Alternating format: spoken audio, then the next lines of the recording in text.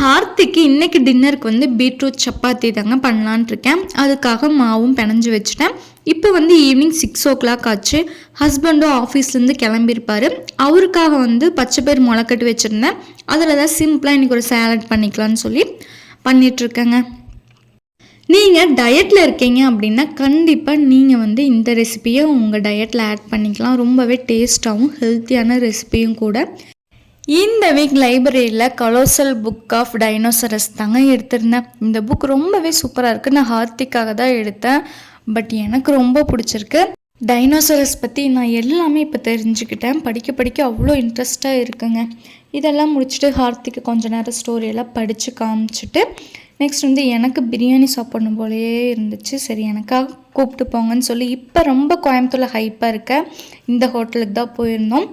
ரொம்ப சூப்பராக இல்லாட்டியும் ஓகே தாங்க. ஓகே பாய், நெக்ஸ்ட் வீடியோவில் பார்க்குறேன்.